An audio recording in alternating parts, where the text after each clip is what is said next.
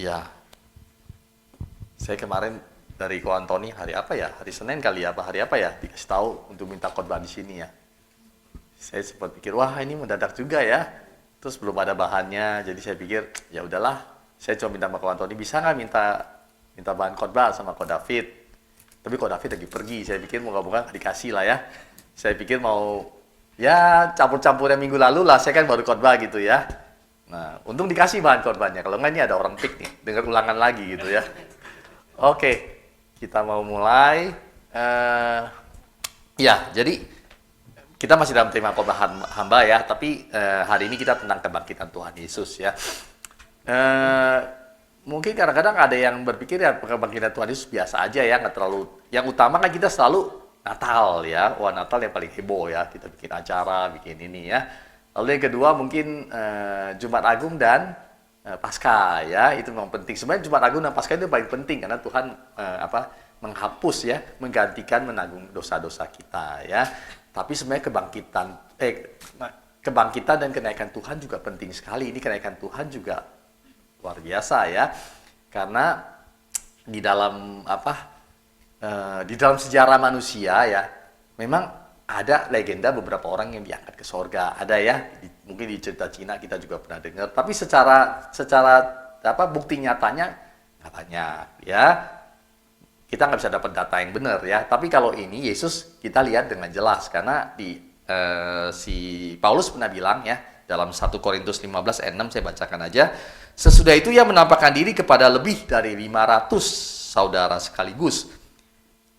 Kebanyakan mereka masih hidup sampai sekarang, tetapi beberapa diantaranya sudah meninggal. Nah, kejadian ini adalah kejadian waktu Yesus mau terangkat ke sorga. Ya, mereka berkumpul di Galilea, itu ada 500 orang yang datang dan mereka lihat gimana Yesus hidup dan dia terangkat ke sorga. Ya, nah jadi ada 500 orang saksi ya untuk biasa kalau di kantor ya kita kalau punya cuma satu orang. Kayak saya di kapal ya, cuma punya satu kapten kita pusing gitu ya, wah nanti dia di laut main-main kita nggak tahu gitu ya. Kalau kita udah punya 2 orang, 3 orang kita lebih tenang gitu ya. Apalagi kalau kita punya 40, wah kita nanti lu kalau macam-macam ketahuan tuh ya. Nah makanya kalau mau bohong 1-2 orang bisa ya, 1 orang gampang, kalau 2 orang udah mulai jangan sampai ribut gitu ya. Nah ini 500 orang loh ya, rame-rame disuruh bohong nggak gampang ya. Oke, sekarang kita mau lihat ya, bahan khotbahnya kita masuk. Terambil dari Markus 16 ayat 9 sampai 20 ya. Tapi saya nggak akan baca sampai 20 karena mungkin waktu saya akan baca sampai 15, kita akan bergantian ya. Saya baca ayat 9, nanti Bapak-bapak Ibu baca ayat berikutnya. Mungkin nanti 15 kita baca bersama-sama ya. Saya baca dulu. Setelah Yesus bangkit pagi-pagi pada hari pertama minggu itu, ia mula-mula menampakkan dirinya kepada Maria Magdalena. Daripadanya Yesus pernah mengusir 7 setan. Ayat 10 silakan. Lalu perempuan itu pergi memberitahukannya kepada mereka yang selalu mengikuti Yesus, dan yang pada waktu itu sedang berkabung dan menangis. Ayat 11, tetapi ketika mereka mendengar bahwa Yesus hidup dan telah dilihat olehnya, mereka tidak percaya ya, tidak percaya. Oke, ayat 12. Sesudah itu ia menampakkan diri dalam rupa yang lain kepada beberapa orang dari mereka. Ketika keduanya dalam perjalanan keluar kota. Lalu kembalilah mereka dan memberitahukannya kepada teman-teman yang lain. Tetapi kepada mereka pun teman-teman itu tidak percaya ya. Kita lihat tidak percaya udah 2 kali. Oke, akhirnya? Akhirnya ia menampakkan diri kepada ke-11 orang itu ketika mereka sedang makan. Dan ia mencela ketidakpercayaan dan kematian hati mereka. Karena mereka tidak percaya kepada orang-orang yang telah melihat dia sesudah kebangkitannya. Oke, ayat 15 kita baca sama-sama ya. Lalu ia berkata kepada mereka, pergilah ke seluruh dunia, beritakanlah Injil kepada segala makhluk. Oke, sampai situ cukup ya. Nah, ya kita lihat bahwa Yesus bangkit ya. Lalu beberapa orang melihat melihat Yesus ya. Oh, Yesus sudah bangkit. Tapi ketika diceritakan kepada murid-murid yang lain, mereka gimana? Tidak percaya ya. Apakah kita seperti itu ya? Alkitab catat ada 500 orang lihat Yesus hidup ya. Wah, ada murid-muridnya sampai berani mati ya untuk mempertahankan bahwa Yesus hidup. Itu 11 murid lainnya hanya mati martir mereka ya. Apakah kita mau percaya ya? Tapi emang penyakit manusia begitu ya. Kalau anak kecil gitu baru mereka ngerti, kita bisa ajak ngomong, kita bohongin gampang nggak? Gampang ya, mereka percaya, kita bohongin apa aja juga percaya ya. Tapi setelah kita makin dewasa, kita pernah dibohongin orang. Mama papa kita aja bohongin kita gitu ya. Terus kita keluar, teman-teman kita bohongin kita ya. Bos kita bohongin kita, lama-lama kita nggak bisa percaya lagi. Jadi nggak heran kalau manusia itu susah percaya gitu ya. Karena kita udah dibohongin terus ya. Memang dari awalnya aja kita manusia udah dibohongin sama iblis ya, udah dibohongin dulu kan. Jadi akhirnya manusia itu susah ya, penyakitnya susah percaya, itu nggak usah heran gitu loh ya. Karena itu, tapi yang heran gini loh ya, mereka nggak percaya, tapi Yesus suruh apa? Suruh pergi beritakan Injil ya. Ya lalu kita bilang, oh ya tapi nggak heran lah, mereka kan ini udah lihat Yesus kan? Ya Yesus kan benar-benar muncul tuh ya. Kalau kita baca di cerita di kitab yang lain, mereka lagi kumpul-kumpul ya, takut ya orang Yahudi datang tangkap mereka ya, takut tentara Romawi datang tangkap mereka. Lalu mendadak Yesus muncul dalam ruangan ya. Wah luar biasa, pasti mereka udah percaya. Ini kayak roh nih ya, setan muncul tapi Tuhan gitu ya. Lalu Tuhan suruh apa? Suruh Thomas, cucukkan tanganmu di jariku dan di perutku ya. Kalau itu jangan tidak percaya lagi ya. Artinya mereka sudah percaya di sini. Benar nggak? Coba kita lihat lebih jauh ya. Oke. Lanjut di slide berikutnya. Nah, kita mau lihat Yesus naik ke sorga ya. Tadi memang si WL ya udah ngomong bahwa dia naik ke sorga untuk mempersiapkan tempat buat kita ya. Tapi sebenarnya bukan itu aja ya. Yesus pergi naik ke sorga itu ada hal-hal lain yang disiapkan untuk kita ya. Nah, kita mulai lebih jauh. Nah, yang pertama-tama ini adalah ia naik ke sorga supaya ada tempat bagi kita jika hidup yang sementara ini berakhir ya. Kita tahu bahwa upah dosa adalah maut ya. Kenapa maut dari dunia ini? Karena manusia udah berdosa. Kalau nggak dulu awalnya manusia nggak ada maut ya. Hidup selama-lamanya. Ya kalau mau dicek boleh di Markus 6 ayat 23 ada ayatnya. Lalu kemudian sebagai orang percaya kita bersyukur bahwa kematian bukan akhir hidup kita ya. Kita percaya kalau orang Kristen ya, orang dunia juga sebagian percaya ya, sebagian lagi yang ateis bilang nggak ada ya, mati udah hilang lah ya, berakhirlah segala-galanya ya. Tapi apakah seperti itu? Ya mereka boleh ngomong seperti itu, tapi nanti pada akhir hidup mereka takut juga akhirnya ya. Ya berarti membuktikan bahwa manusia itu dalam hatinya memang ada kekekalan ya. Tapi kita tahu bahwa setelah kematian kita punya hidup yang bahkan lebih baik dari kehidupan kita saat ini. Itu yang kita percaya ya. Lalu kemudian kita hidup dalam pengharapan akan kedatangannya ya. Kita tahu bahwa Tuhan akan datang kembali. Tuhan yang berjanji akan datang kembali ya. Jadi kita tahu bahwa suatu hari Tuhan akan datang kembali. Lalu kita kalau udah meninggal kita akan dibangkitkan. Kalau kita masih hidup kita akan terangkat ke langit ya. Belum ke sorga, masih ke langit ya. 7 tahun itu. Nanti ada masa antikris 7 tahun. Itu yang kita percaya ya. Nah, saya kasih ayatnya. Aku akan datang kembali dan membawa kamu ke tempatku, supaya di tempat di mana aku berada, kamu pun berada. Ini janji Tuhan ya, yang kita pegang, bahwa hidup kita ini ada pengharapan ya. Setelah mati itu bukan berakhir ya, bukannya berarti mati itu wah ya, hidup kita udah nggak ada lagi seperti kata orang ateis, nggak ya. Tapi ada pengharapan bahwa kita akan bersama-sama dengan Tuhan. Itu janjinya dari Tuhan. Oke, berikutnya coba kita lihat ya.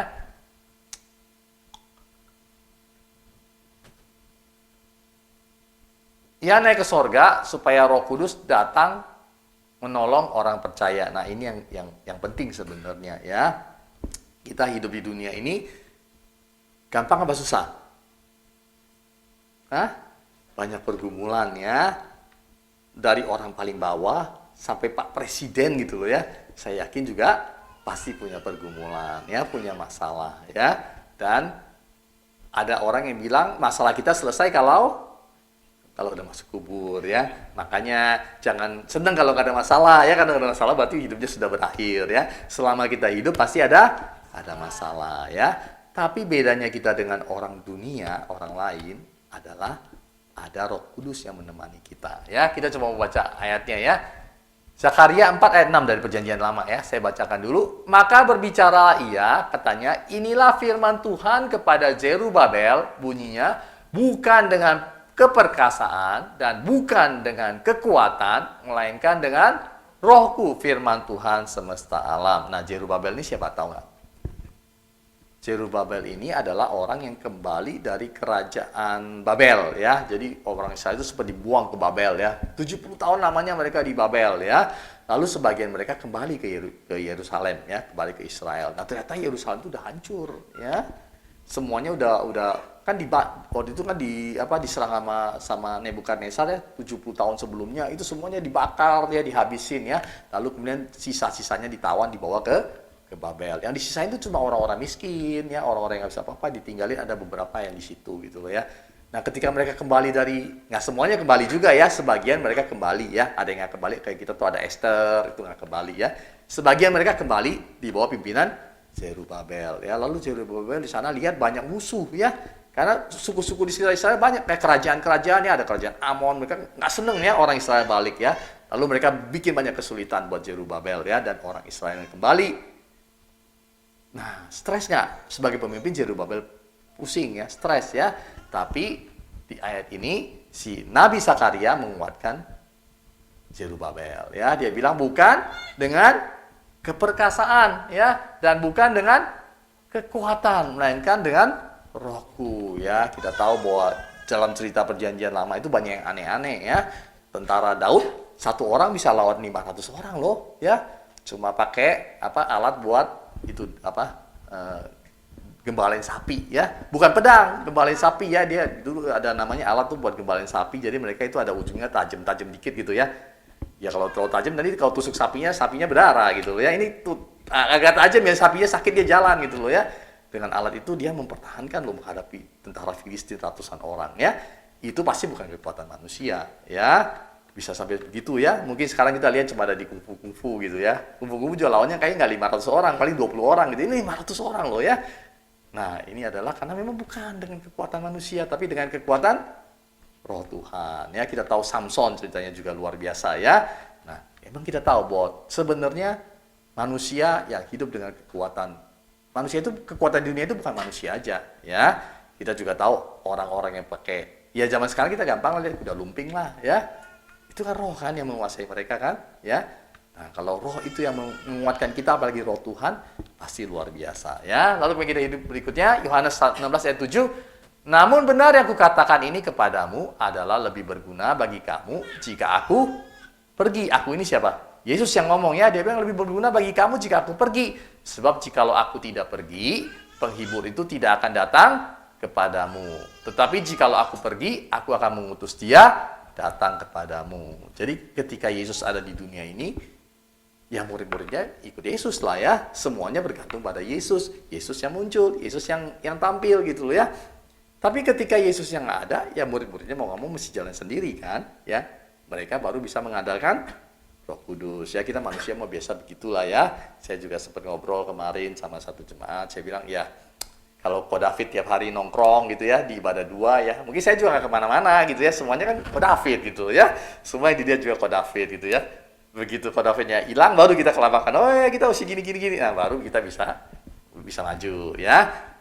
Nah, ya sama ya, saya yang lakukan ke Jaka sekarang, saya juga udah mulai nggak terlalu sering muncul gitu ya, ya biar Jaka yang bisa belajar gitu ya. Ya, memang seperti itu manusia ya. Kita cenderung kalau lihat ada orang yang lebih ini, wah kita mah ya nyantai aja lah, zona zaman ya. Meskipun nggak semua begitu, tapi sebagai bahasa kita kan gitu ya. Ada yang ini kita mau enak gitu loh ya. Nah, Yesus bilang lebih berguna kalau dia pergi ya, karena Roh Kudus akan diutus. Tuhan nggak tinggal kita sendirian ya, dia pergi terus biar kita berjuang sendiri, tapi nggak ada Roh Kudus ya. Nah, kita mau lihat peran Roh Kudus dalam hidup kita. Coba berikutnya. Nah, Roh Kudus itu datang bukan buat kita aja sebenarnya, tapi juga bagi dunia, ya. Tapi kalau kita baca kita heran, kita mungkin kadang-kadang gini ya, kita seringkali memakai pikiran kita ya. Oh, mestinya begini. Oh, Roh Kudus datang buat begini, buat nakut-nakutin orang ya, supaya mereka percaya sama Yesus. Lalu kemudian, nah, tapi Yesus sendiri mengatakan bahwa Roh Kudus ini akan melakukan 3 hal bagi dunia ya, bukan buat kita ya, bagi dunia ya. Nah, coba kita baca ya, Yohanes 16 ayat 8. Coba kita baca sama-sama lah ya ayat ini ya, karena ini penting. 1, 2, 3. Dan kalau ia datang, ia akan menginsafkan dunia akan dosa, kebenaran, dan penghakiman. Jadi ada 3 ya, itu dosa, kebenaran, dan penghakiman. Lalu kemudian kita mikir, oh dosa kayak begini, oh kebenaran kayak gini ya, penghakiman konsep kita ya. Tapi apakah seperti itu yang Tuhan ngomong, ya? Apakah Roh Kudus datang mengisapkan kita akan dosa? Wah, menyadarkan kita bahwa, wah, saya merokok nih, dosa nih. Saya habis main judi, wah dosa nih, gitu loh ya. Apakah itu yang diingatkan oleh Roh Kudus? Ya benar, kadang-kadang Roh Kudus akan menegur kita, ya. Tapi sebenarnya yang yang dimaksud oleh dosa yang dimaksud oleh Yesus dan Roh Kudus, tugas utama Roh Kudus itu apa? Apakah dosa seperti itu? Kita mau baca ya. Yohanes 16 ayat 9 ya. Akan dosa karena mereka tidak percaya kepada kukunya siapa? Kepada Yesus. Ya, jadi dosa yang paling utama yang diingatkan oleh Roh Kudus untuk dunia, ya, kalau kita kan udah percaya sama Yesus, ya, udah nggak perlu diingetin itu lagi. Dosa yang paling utama yang diperingatkan oleh Roh Kudus untuk menginsapkan manusia di dunia ini adalah karena mereka tidak percaya kepada Yesus, ya. Ya memang, tapi yang itu belakangan lah, dosa-dosa yang kayak tadi saya bilang itu belakangan. Yang paling penting adalah mereka tidak percaya kepada Yesus, karena itu ketika mereka nggak percaya sama Yesus, itu Roh Kudus kejar terus tuh, ya mungkin ada yang bilang orang-orang pilihan, tapi saya percaya bahwa semuanya orang itu adalah Roh Kudus bekerja, ya sebelum mereka percaya, Roh Kudus sedang bekerja dalam hidup mereka untuk mengisapkan mereka perlu Yesus, ya.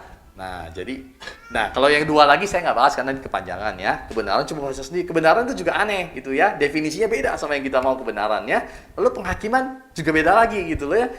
Jauh sama yang apa kita pikirkan gitu loh ya. Makanya kita perlu baca firman Tuhan benar-benar ya. Cuma baca sekilas ya kita, terus isinya diisi dengan pikiran kita ya. Jadi campur firman Tuhan dengan pikiran kita, nah kadang-kadang jadi ngaco tuh ya. Kalau mau kita harus benar-benar pelajari firman Tuhan, apa yang Tuhan ngomong. Oke, berikutnya.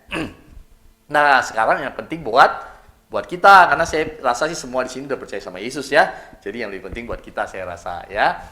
Pertama-tama adalah mengajar dan mengingatkan ya. Yohanes 14 ayat 26. Oke, kita baca sama-sama lagi ya. Ini yang memang saya rasa ini yang paling penting dalam hidup kita ya. Kita baca sama 1, 2, 3. Tetapi penghibur, yaitu Roh Kudus yang akan diutus oleh Bapa dalam namaku, dialah yang akan mengajarkan segala sesuatu kepadamu dan akan mengingatkan kamu akan semua yang telah kukatakan kepadamu. Ya. Roh Kudus akan memimpin hidup kita, ya. Dia akan mengajarkan segala sesuatu, ya. Karena kita suka jadi manusia itu religius ya. Religius maksudnya pikirannya bagi-bagi ya. Ini kehidupan dunia, ini kehidupan gereja, ya. Jadi Roh Kudus ngajarkan kita gimana? Ya di gereja. Ya kalau di dunia ya pakai otak saya dong, ya. Saya bisnis ya pakai cara saya gitu loh ya. Padahal yang Tuhan ngomongkan di sini adalah segala sesuatu ya. Segala sesuatu itu berarti termasuk ketika kita kerja, ketika kita bisnis, ketika kita ngurus anak, ketika kita bingung gimana cara ngadepin anak, sebenarnya kita tinggal tanya Roh Kudus ya. Tapi seringkali kita nggak sadar ya, seringkali kita bingung gitu loh ya. Kita mau cara sendiri sampai pusing-pusing, sampai mentok-mentok, lalu setelah mentok baru berdoa ya, Tuhan saya udah bisa nih, Tuhan tolong gitu. Itu sering terjadi ya.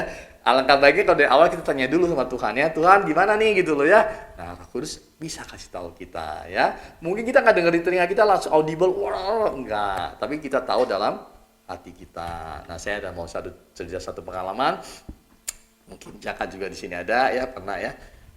Dulu ada satu oma yang pernah ikut kita yang di gereja di PIK, lalu kemudian oma ini karena dioperasi, saya rasa itu mungkin agak malpraktek ya, lalu kemudian dia meninggal gitu. Nah, suaminya selama omanya ada nggak pernah ikut kita gitu loh ya. Tapi karena ya mungkin karena Jaka melayani dengan luar biasa ya waktu oma itu meninggal, akhirnya opa itu ikut kita gitu loh ya. Dan setelah opa itu ikut kita nggak berapa lama, dia mulai ada masalah. Jadi opa ini sopir angkot ya. Lalu nggak berapa lama matanya katarak ya. Wah bingung dong ya, kan nggak bisa kerja lagi kalau itu ya, nyopir gimana kalau nyopir ya. Saya pernah katarak itu, wah makin lama makin gelap gitu, sampai akhirnya di depan 2 meter aja udah susah kelihatan gitu ya. Si Ani bilang sama saya, kan saya nggak cerita jelas sama dia kan, dia bilang, kok kamu nyetirnya gitu sih ya. Karena saya udah nggak bisa ngelihat gitu loh ya. Wah saya bilang, nah itu sebelum saya sih, tapi saya udah tahu katarak kan nggak bisa lihat, gimana bisa nyetir ya.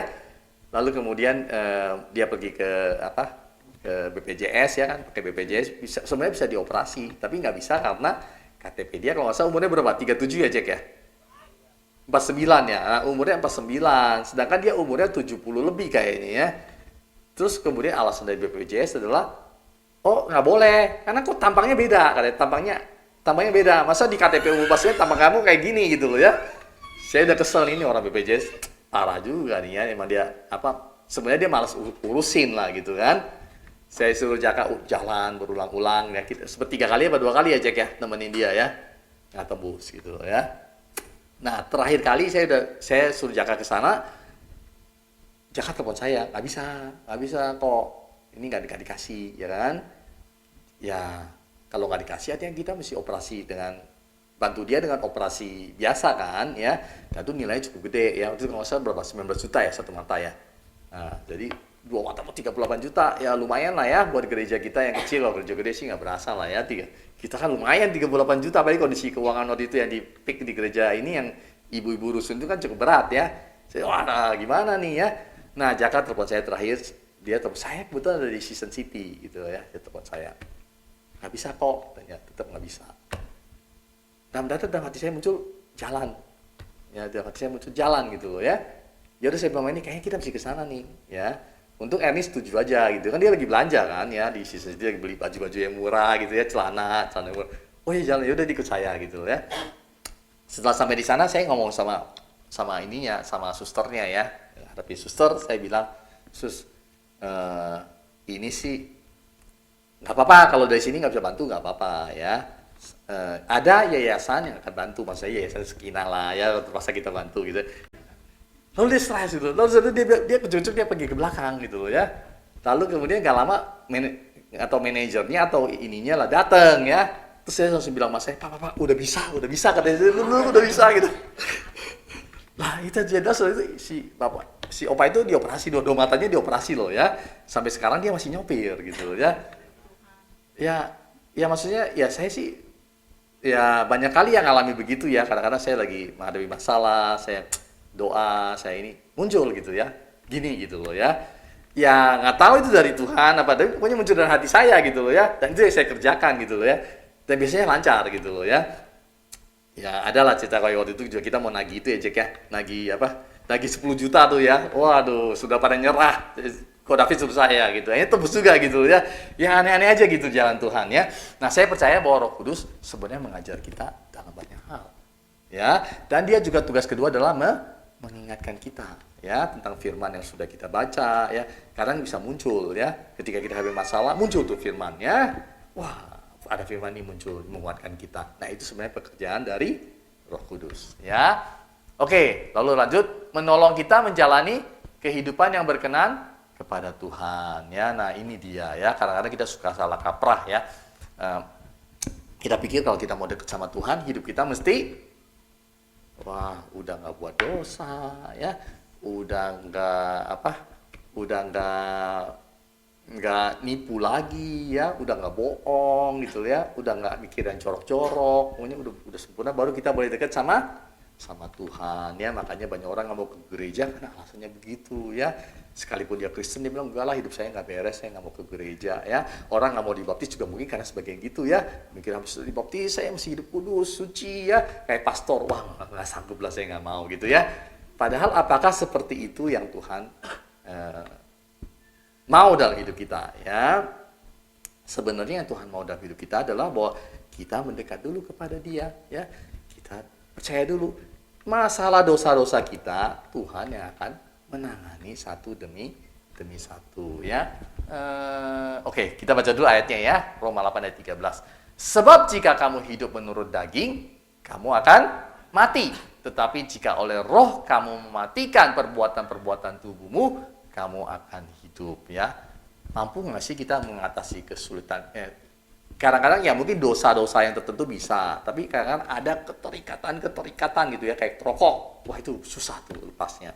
Ya, saya juga ada keterikatan satu yang saya pengen ceritakan di sini ya. Itu kejadian dari saya kecil ya. Dari saya mungkin saya udah pernah cerita belum ya? Ya mungkin ada yang belum pernah dengar lah ya. Saya ulang lagi. Dari saya kecil itu saya punya satu kebiasaan dari saya bisa mikir gitu loh ya. Saya suka menyakiti orang yang saya kagumi atau saya sukai dalam pikiran saya. Ngerti ya? Jadi waktu saya masih kecil, saya punya tokoh yang saya kagumi itu guru saya, ya, guru TK mungkin, ya.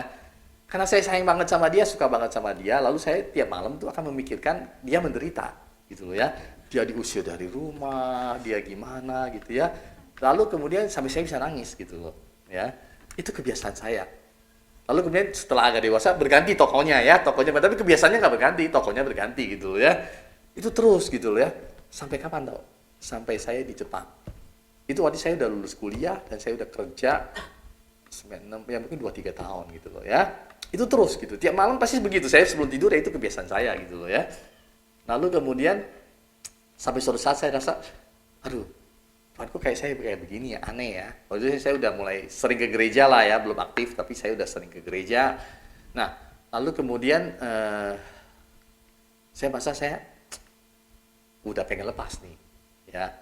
Terus saya cuma berdoa gini, Tuhan, tolong lepasin saya dari kebiasaan ini, gitu, ya. Cuma berdoa begitu doang, gitu ya. Juga saya nggak pikir bahwa gimana, nggak ada rasa kayak merinding-merinding gitu, nggak ada, gitu ya. Cuma doa gitu doang, gitu loh ya. Terus kemudian 2 bulan kemudian saya baru sadar, loh, kok saya udah kayak gitu lagi ya? Kapan saya hilangnya ya? Saya juga nggak inget gitu loh ya. Tahu-tahu hilang aja gitu loh ya. Sampai sekarang gitu, itu nggak balik lagi gitu ya. Padahal sekian tahun itu saya nggak bisa berhenti loh gitu. Bayangin itu dari saya inget saya bisa mikir, mungkin umur berapa ya, 3 tahun, 4 tahun kali ya. Ya mungkin 5 tahun lah, TK dulu kan ya. Sampai saya, itu berarti, wah saya udah umur 20 lebih waktu itu ya. Sekian 20 tahun lebih itu kebiasaan yang ngikat saya dan nggak bisa lepas-lepas gitu loh. Dan kenyataannya dengan doa yang sederhana itu, lepas gitu loh ya. Kuasa siapa tuh yang melakukan? Roh Kudus. Ya. Saya udah Kristen belum? Oh udah Kristen, saya udah dibaptis dari waktu kuliah gitu loh ya. Udah berapa tahun tuh lewat saya kuliah, dibaptis ya. Tapi kenyataannya itu masih kebiasaan yang mengikat saya gitu loh. Ya, nah memang seperti itu, nggak apa-apa ya. Kita datang kepada Tuhan, kita masih banyak kekurangan, masih banyak kelemahan, masih banyak keterikatan, nggak masalah gitu loh ya. Yang penting kita datang kepada Tuhan dan pada saatnya Tuhan akan membereskan kita. Karena gini, ketika kita belum rela itu juga susah. Ya, ketika kita belum rela, itu kita doain pun nggak lepas-lepas, karena memang belum rela lepasin gitu ya. Tapi ketika hati kita udah rela, Tuhan saya benar-benar mau berhenti nih, kita doa sederhana aja, Tuhan langsung bekerja, karena Tuhan tahu hati kita. Ya, nah jadi caranya gimana? Ya jangan menjauh dari Tuhan, ya nggak apa-apa, datang kepada Tuhan, dekat kepada Tuhan, saatnya Tuhan yang akan membereskan kekurangan kita, kelemahan kita, Tuhan yang akan bereskan. Ya. Kalau kita jauh dari Tuhan, makin lama kita makin jatuh makin dalam. Ya, nah itu yang kedua, tugas Roh Kudus menolong kita menjalani kehidupan yang berkenan kepada Tuhan. Tuhan mau kita berkenan kepadanya, tapi kita semua ini masih dalam proses ya. Jadi jangan patah hati. Oke, yang ketiga, coba kita lihat, membantu kita memiliki pengharapan yang berlimpah. Ya kita baca ya Roma 15 ayat 13. Semoga Allah sumber pengharapan memenuhi kamu dengan segala sukacita dan damai sejahtera dalam iman kamu, supaya oleh kekuatan Roh Kudus kamu berlimpah-limpah dalam pengharapan. Ya, jadi kita kalau ketika penuh dengan pengharapan, masalah apapun yang datang pun kita nggak berasa berat ya. Saya punya pengalaman dulu, waktu saya baru pulang dari Jepang tuh masih berapi-api ya. Wah hatinya masih, wah di Jepang saya memang deket sama Tuhan karena banyak waktu kali ya. Lalu setelah pulang muncul masalah satu yang cukup mengagetkan saya gitu loh ya. Sebenarnya saya pikir saya stres berat waktu itu ya, karena belum pengalaman gitu ya. Yaitu bahwa data yang saya tandatanganin itu ditambahin. Jadi gini, itu adalah laporan keuangan, ada labanya ya. Lalu orangnya nambahin 01 ya. Terus kemudian dikirim ke kejaksaan ya. Kalau dikirim ke pajak sih masih mending, pajak mah biasa lah kita ya. Ini dikirimnya ke kejaksaan ya. Lalu kemudian saya dikirimnya surat dari kejaksaan, dipanggil, dituduh korupsi, merugikan negara gitu ya. Panggil gitu ya. Wah. Waktu itu bapak saya udah stres gitu ya. Ini masalah cukup berat gitu loh ya. Tapi yang aneh waktu itu ya akhirnya saya tahu ya yang mencelakai, yang jebak saya itu ya teman saya di kantor gitu loh ya. Dan dia, saya waktu itu masih belum tahu, jadi kita masih ada urusan pergi sama dia. Waktu itu saya disuruh ke Bali kayaknya ya sama dia gitu loh. Kita masih pergi sama dia gitu ya. Tapi saya waktu itu masih heran loh, saya masih tenang, gak khawatir gitu loh ya. malam saya masih baca firman Tuhan bareng dia di kamar gitu kan, dia udah tidur saya baca firman Tuhan masih oke gitu loh ya.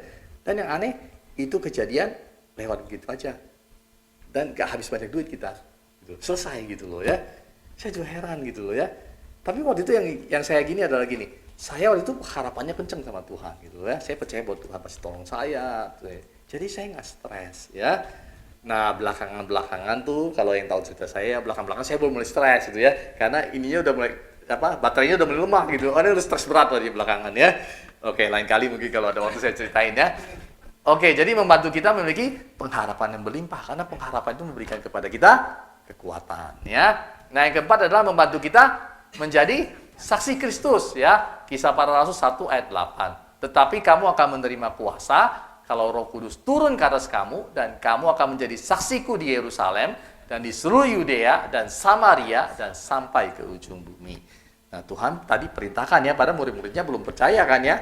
Ya mungkin udah percaya pas lihat mereka, tapi nanti kita mau lihat belakangnya ya. Tapi ada penelitian mengatakan gini, waktu Yesus mati ya, murid-murid itu masih ngumpet ya, takut ketemu orang Yahudi, takut ditangkap ya. Tapi setelah Pentakosta, mereka jadi orang-orang yang luar biasa ya. Petrus langsung khotbah ya. Berapa orang bertobat? 3.000 orang ya. 3.000 orang itu banyak loh ya. Kita di sini mungkin ada 100 nggak ya? Nggak ada kali ya. Itu 3.000 loh, bayangin sebanyak itu loh. Gimana caranya Petrus khotbah tanpa mic ya? Zaman itu kan belum ada mic kan ya. Wah, ini Petrus khotbahnya semangat banget gitu ya. Bayangin kalau orangnya takutan, berani nggak khotbah di depan orang banyak gitu ya. Wah, pasti ada orang Farisi yang dengar, pasti ada ini yang dengar gitu loh ya. Nah, sampai ada penelitian, saya pernah lihat film dokumenternya ya, dibikin, kok kenapa murid-murid ini bisa jadi berubah 180 derajat, jadi dari tadinya takut banget jadi orang yang berani mati, nggak takut gitu loh ya. Nah, kesimpulan dari mereka adalah karena ada Roh Kudus ya. Nah, Roh Kudus ini memampukan kita, memberanikan kita untuk memberitakan firman ya, untuk jadi saksi buat Kristus, untuk mengajak orang kepada Tuhan ya. Kita kalau mengandalkan Roh Kudus akan jauh lebih gampang ya. Ini tugas kita. Kita hanya perlu mengandalkan Roh Kudus yang akan menolong kita. Oke? Berikutnya slide berikutnya ada membantu kita dalam doa dengan keluh kesah di hadapan Allah. Saya ini udah pada tahu ayatnya ya, bahwa Roh Kudus membantu kita berdoa dengan keluhan-keluhan yang tidak terucapkan ya. Lalu ada yang bilang bahwa itu adalah bahasa roh, yang mungkin ya. Ketika kita berdoa dalam bahasa roh, kita sendiri bingung. Apa yang kita doakan kita nggak tahu ya. Tapi ketika kita lagi susah, ketika kita lagi sedih banget ya, sampai kita mau ngomong apapun udah bingung, kita bisa berdoa kepada Tuhan lewat keluhan-keluhan yang tidak terucapkan. Karena itu Bapak-bapak, Ibu-ibu kalau yang mendapat bahasa roh di sini, ayo coba ya. Suatu saat mungkin akan ada urapan, ya datang gitu ya. Kenapa? Karena ketika kita susah banget, ketika kita udah stres banget gitu ya, mau doa kata-kata pun udah susah gitu ya, apa mau didoain lagi gitu ya. Tapi ketika kita berdoa dalam bahasa roh, itu akan menguatkan kita ya. Lalu yang berikutnya, nah coba ini sebenarnya ganti slide, bisa nggak ya ke slide saya? Oke, memampukan kita mengasihi ya. Nah, kita sebagai orang Kristen diminta mengasihi kan? Ya, apa tuh? Kasihilah Tuhan Allahmu dengan segenap hatimu, segenap jiwamu, dan dengan segenap kekuatanmu. Dan kasihilah sesama manusia seperti dirimu sendiri. Waduh, ya. Bacanya sih gampang ya. Ngelakuinnya gampang nggak? Hah? Waduh, berat ya. Mengasihi Tuhan yang nggak kelihatan. Wah, kadang-kadang kita udah marah gitu ya. Tuhan tuh kayak begini gitu loh ya. Terus manusia, wah lebih parah lagi ya, dia nyakitin kita, dia ngukain kita ya. Nah, saya ini lanjut ceritain tadi ya. Orang itu lalu akhirnya bikin banyak masalah, bukan cuma itu doang ya. Setelah itu dia bikin banyak masalah lagi gitu ya, bikin saya stres ya, dan papa saya stres. Lalu suatu hari akhirnya dia keluar ya. Dia keluar, dia bisnis sendiri. Nah, kira-kira 3 tahun yang lalu dia telepon saya ya, dia bilang, saya lagi susah banget ya. Kapal saya ini lagi masalah banget gitu ya, saya perlu pinjam uang ya. Dan coba ngomong sama papa kamu mau minjem uang gitu ya. Nilainya cukup besar ya. Ya besar sekali sehingga tapi lumayan lah gitu ya. Saya bilang sama dia, kayaknya papa saya nggak mungkin pinjemin kamu lah gitu ya. Papa saya udah benci banget sama dia kan. Kayaknya nggak mungkin lah gitu ya. Tapi ya udah, dia bilang tolonglah sampein. Dia bilang ya udah saya sampein. Oh ya saya sampein, papa saya langsung ngomel gitu ya. Wah, ngomel aja gitu. Nggak tahu diri kayak gini-gini gitu loh ya. Terus saya udah gitu saya pikir gimana ya. Nah, saya kan pastinya tinggal sampein ke dia aja, papa saya nggak mau kasih pinjam kan beres gitu ya. Tapi mendadak dalam hati saya muncul, kenapa nggak kamu kasih pinjam? Gitu loh ya. Saya bilang, oh ya, ya udah. Tapi saya nggak bisa kasih pinjam full gitu ya, duit saya nggak ada juga gitu ya. Jadi saya bilang sama dia, papa nggak mau kasih pinjam papa saya ya. Tapi cobalah saya mau bantu, tapi cuma sepertiga yang saya bisa bantu dari yang dia minta ya. Dia bilang, oh ya nggak apa-apa gitu, terima kasih gitu ya. Nah akhirnya dia datang, tapi akhirnya saya nggak sempat kasih sepertiga karena duit saya baru seperempat gitu. Saya kasih seperempat ya, ini dulu ya kamu ambil ya, dia ambil juga dia. Oke, saya udah pikir ini duit ambil nggak balik lagi nih kayaknya gitu ya. Udahlah saya relain lah gitu ya, buat kamu gitu ya. Nah tapi yang heran gini, sebelumnya itu saya kalau ketemu dia, saya nggak mau lama. Bisa saya nggak usah ngomong terlalu lama sama dia, karena dia sempat bentak-bentak saya di depan karyawan gitu loh ya. Jadi saya direktur utama, dia direktur, tapi dia bentak-bentak saya di depan karyawan gitu ya. Saya ya terluka juga lah ya. Meskipun ngomongnya di mulut dan ngampuni, hati juga masih susah gitu loh ya. Jadi kalau ketemu, ya menghindar gitu. Bisa jangan ketemu atau jangan ketemu lama-lama gitu loh ya. Tapi setelah saya kasih itu, perasaan saya langsung berubah loh sama dia. Ya, saya udah bisa, aduh, pokoknya langsung beda lah gitu loh ya. Saya bisa mengasihi dia, mengerti, oh memang dia lagi susah juga gitu loh ya. Ya seperti itulah ya. Lalu kemudian berapa bulan kemudian dia bilang sama saya kapalnya udah dijual ya. Dia datang, dia bilang dia mau pulangin duit, dia minta saya rekening gitu loh ya. Dan ternyata duitnya dibalikin loh. Ya saya mikir gitu, oh balik ya duitnya ya. Padahal saya kira udah hilang ini duitnya, saya udah relain gitu loh ya. Tapi yang membuat saya yang luar biasa adalah bahwa hati saya berubah loh ya. Saya benar-benar sekarang kalau ketemu dia saya bisa ini ya gitu ya, maksudnya bisa tanya, oh kamu gimana kondisinya, gimana sekarang ininya gitu ya. Udah beda kondisi dalam hati ya. Nah, kadang-kadang kita menghadapi susah ngasih orang ya, apalagi udah nusuk kita dari belakang ya. Saya kan nggak tahu, saya itu teman, misalnya di kantor itu teman yang paling baik gitu loh ya. Tapi dia tusuk saya dari belakang gitu loh ya. Ya tapi ya seperti itu ya. Kalau kita mau dipimpin Roh Kudus, suatu hari kita akan bisa belajar benar-benar mengasihi ya. Oke, jadi ini ya, memampukan kita mengasihi. Nah, saya kasih kesimpulannya, yang membedakan kita dengan orang lain adalah penyertaan Tuhan dalam hidup kita. Tuhan janji ya akan menyertai kita sampai selama-lamanya. Yaitu lewat siapa? Roh Kudus. Karena itu penting sekali kita mengenal Roh Kudus. Karena Yesus pergi pun tujuannya supaya Roh Kudus bisa datang kepada kita. Kalau enggak, ya kita semua kerumun sama Yesus ya. Wah, cari Yesus ke Yerusalem gitu ya. Stres juga ya. Ngumpul, wah ribuan orang mau ketemu Yesus. Itu kayak lagi paus lagi ini ya. Wah ramai, ada yang pingsan gitu loh ya. Wah, tapi sekarang Roh Kudus ada di dalam hati kita semua. Kita tinggal buka mulut dan berdoa. Oke, kayaknya nggak habis nih, banyak 45 menit ya. Sedikit lagi, coba terus sedikit lagi. Oke, jadi ia naik ke sorga. Yang ketiga ya, tadi kan supaya Roh Kudus datang ya. Yang pertama menyiapkan tempat kita di sorga. Yang kedua supaya Roh Kudus datang. Yang ketiga, ia naik ke sorga supaya ibadah kepadanya semakin bermakna dan bergairah. Ya ini yang saya ngomong tadi ya, bahwa Roh Kudus itu kalau kita enggak, kita stres ya. Mau ketemu Tuhan juga stres ya. Wah, sampai nanti ada yang pingsan, ada yang ini gitu loh ya. Kayak kemarin yang kacuruhan itu ya. Wah, sampai banyak yang ini ya. Nah, karena ada Roh Kudus, kita bisa semuanya bisa beribadah dengan baik ya. Oke, yang keempat, ia naik ke sorga supaya kita bisa menjalankan misinya dan mengekspresikan kuasanya. Nah, coba kita mulai dari sedikit ayatnya. Coba ayat terakhir, Matius 28 ayat 16 sampai 18. Saya bacakan ya. 16, dan ke-11 murid itu berangkat ke Galilea, ke bukit yang telah ditunjukkan Yesus kepada mereka. Ya, lalu ayat 17, ketika melihat dia, mereka menyembahnya, tetapi beberapa orang ragu-ragu. Jadi sekalipun mereka udah ketemu Yesus dalam ruangan, lalu Yesus suruh mereka ke Galilea ya. Lalu mereka ketemu di Galilea itu kan sebenarnya ada 500 orang ya. Tapi ketika mereka melihat Yesus, mereka percaya nggak? Semuanya percaya nggak? Masih ada yang ragu-ragu, ini Tuhan atau bukan ya. Kemarin beneran dia yang mati nggak ya gitu ya, kan bisa begitu kan ya, kayak ceritanya yang katanya, wah yang disalib itu bukan Yesus loh, yang disalib itu siapa? Yudas. Kan ada cerita seperti itu kan ya. Wah, apa Yesus nggak bener-bener mati gitu ya, jangan-jangan dia cuma pingsan doang gitu ya kan. Yesus badannya kuat kan ya, selama nyembuhin orang, jadi dia cuma pingsan, dia dibangun lagi ya. Masih banyak yang ragu-ragu ya, apakah mereka benar-benar percaya Ini yang perlu kita pertanyakan ya. Saya sempat pikir kalau saya jadi Yesus, wah terketok lah kepalanya gitu. Saya udah mati buat kamu, udah bangkit lagi, masih gak percaya gitu ya. Tapi Tuhan kita gak seperti itu ya. Coba kita lihat lanjutnya ya.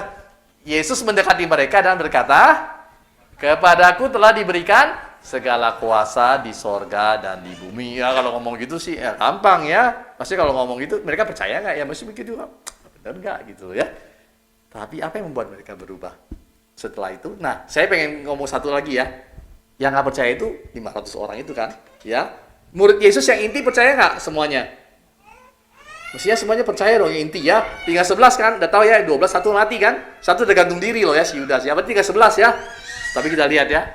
Yang di atas siapa? Dan ke-11 murid itu. Jadi yang difokusin sama Matius ini adalah 11 murid. Artinya di antara 11 murid itu masih ada yang ragu-ragu ya. 11 udah nempel sama Yesus 3,5 tahun, dia murid setia. Mereka lihat Yesus, nah ini bener gak Yesus bangkit lagi ya? Gitu loh ya, masih garuk-garuk kepala, wah mau nyembah Yesus, aduh bener gak nih, dia Tuhan bukan gitu loh ya. Ternyata ke-11 murid ini aja masih ada yang ragu-ragu ya. Jadi nggak usah heran kalau kita ragu-ragu juga ya gak? Ya memang begitulah manusia gitu loh ya. Lalu yang heran Yesus nggak marah loh ya, Yesus nggak ngomel, wah kamu, aduh, kamu 11 orang ini ikut saya 3,5 tahun, gimana sih gitu loh ya. Yesus nggak ngomong, tapi dia bilang, kepadaku telah diberikan segala kuasa di sorga dan di bumi ya. Tapi ngomong ini aja mungkin cukup nggak untuk membuat mereka percaya? Belum tentu ya. Tapi setelah itu Yesus terangkat di depan mata mereka ya. Nah ini yang buat perbedaan ya. Yesus udah naik ke sorga, wah manusia biasa kan nggak ada ya, kita pasti jadi wah gitu loh ya, pasti begitu mereka ya. Sampai mereka kalau di Alkitab kita lihat di kisah para rasul, mereka tuh bengong-bengong di situ, wah gitu loh ya. Sampai malaikatnya datang ngomong mereka, kamu pulang gitu ya, nanti kamu dapat Roh Kudus, kamu pulang gitu ya. Kalau kita baca nanti lanjutan di kisah para rasul ya, mereka ngomong, wah Yesus kok naik gitu, hilang gitu loh ya. Nah itu yang terjadi ya, karena kita perlu saksi ya, dan mereka juga perlu dibikin percaya ya. Lalu setelah itu 11 murid itu semuanya mati martir ya. Kita tahu ada yang digoreng, ada yang dipotong kepalanya, ada yang disalib terbalik gitu ya. Sampai Petrus waktu mau disalib katanya kabur ya. Lalu kemudian dia ketemu Yesus lagi, balik lagi dia ya, ini diminta sama yang nyalib dia, jangan salib saya ginilah, saya nggak layak gitu ya, salibin saya kepalanya di bawah. Ceritanya begitu ya. Mereka semua mati martir ya. Kenapa? Karena mereka lihat Tuhan. Ya, itu yang kenapa kita merayakan ya kenaikan Tuhan ke surga ini, karena itu juga penting buat kita ya, membawa banyak hal dalam hidup kita, yaitu kita tahu bahwa dia pergi buat siapin tempat buat kita ya. Yang kedua, dia pergi supaya Roh Kudus hadir dalam hidup kita ya. Dan ketika kita mau benar-benar hidup dengan Roh Kudus yang memimpin kita, hidup kita pasti berubah ya. Lalu kemudian yang ketiga tadi apa? Coba balik slide sebelumnya. Oke ya, supaya kita bisa beribadah dengan enak ya. Kalau kita ngumpul semua gitu ya, aduh gitu loh ya, sampai stres gitu ya. Atau nontonnya cuma lewat Zoom gitu ya. Wah kayak sekarang Zoom gitu ya, kita lihat Yesus di Yerusalem gitu ya, wah gitu loh ya. Tapi sekarang kita merasakan dalam hati kita ya. Kadang kita bisa nangis gitu loh ya. Kita merasa tergerak, itu Roh Kudus yang bekerja dalam hidup kita ya. Yang keempat adalah ia naik sorga supaya kita bisa menjalankan misinya dengan baik ya. Oke, saya rasa sampai di sini firman Tuhan. Saya mau berdoa untuk Bapak Ibu, kita tentukan kepala ya.